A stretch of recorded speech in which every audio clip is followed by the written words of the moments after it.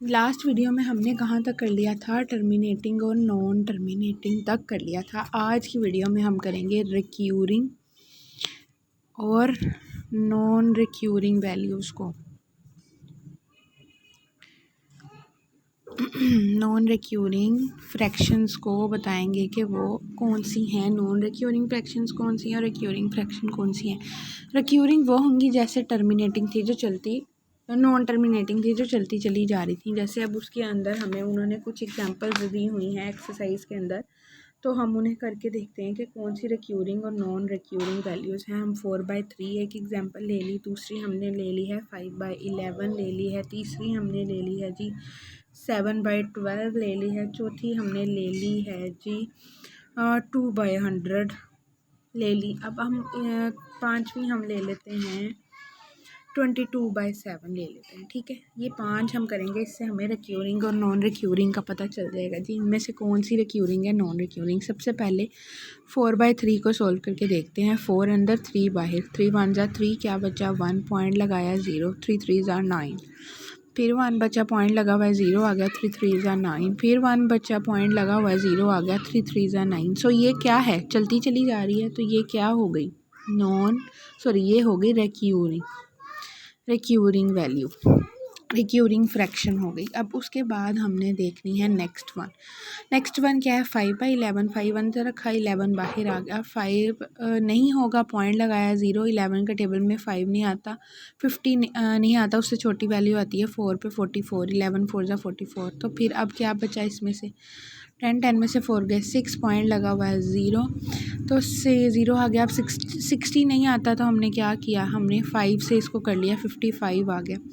तो अब इसमें से फिर 5 बच गए, इसमें से फिर 0 आ गया। मीन्स अब ये दोबारा अपनी क्वेश्चन पे चला गया, इसका मतलब ये 4 5 4 5 4 5 चलता चला जाएगा। तो ये भी क्या हो गई, रिक्यूरिंग वैल्यू हो गई, रिक्यूरिंग फ्रैक्शन हो गई, ये भी रिक्यूरिंग फ्रैक्शन। अब इसके बाद आ गई हमारे पास 7/12। तो 7/12 को भी हम वैसे ही सॉल्व करके देखेंगे। 12 है, पॉइंट लगा के 0 लगाएंगे क्योंकि 7 छोटी वैल्यू है।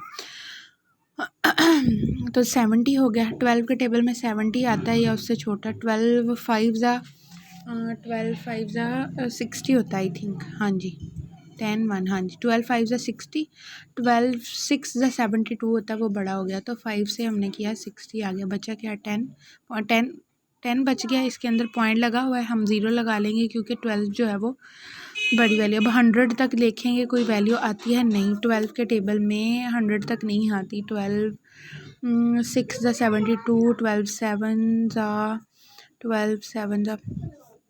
7 2 जा 14, 1 कैरी 7 1 जा 7 और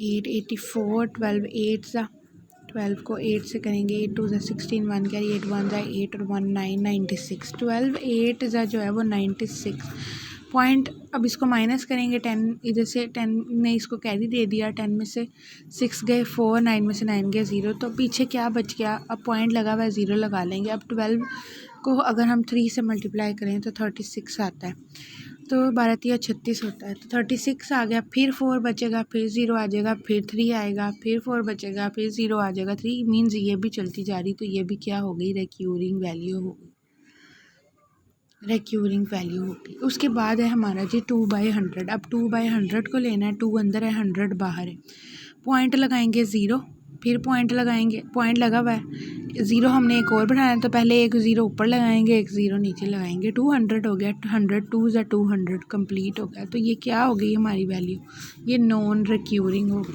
2/100 हमारी क्या हो गई, नॉन रिक्यूरिंग वैल्यू हो गई। उसके बाद आ गया जी 22/7, या मैं आप 22/7 की बजाय आप ले लो 3/5, ईजी है, जल्दी हो जाएगा। 3 अंदर 5 बाहर, 3 नहीं आता, पॉइंट लगा के 0 लगाएंगे, 3 6 का क्या हो गया 30 कंप्लीट हो गई। इसका मतलब ये भी क्या हो गई हमारी नॉन रिक्यूरिंग फ्रैक्शन। अब हमने क्या करना है, राउंड ऑफ करना, वो हम फटाफट करके देख लेते हैं कि जी राउंड ऑफ कैसे करना है। अगली हमने कुछ एग्जांपल जो करनी है राउंड ऑफ की करनी है। जैसे अगर मेरे पास वैल्यू है, राउंड ऑफ कैसे करते हैं, 1.444 425। अब उसने मुझे अगर मुझे उसने कहा है कि 3 डेसिमल तक करें, यहाँ तक करें, या वो मुझे कहता है 4 डेसिमल तक करें। पहले हम 3 का करके देखते हैं, फिर 4 का। तो जब मैं इसको 3 डेसिमल तक लिखूँगी ना, तो मैंने इससे अगला डिजिट देखना है, तो 1.444 ही आ जाएगा, क्योंकि उससे अगला डिजिट 5 से छोटा है। इसी तरह अगर मैंने इसको 4 डेसिमल तक लिखना है, तो 1.4442 की बजाय मैं लिखूँगी 3, क्योंकि अगला डिजिट है 5। सो होप सो आपको समझ आई होगी। Thank you so much and अल्लाह हाफिज़।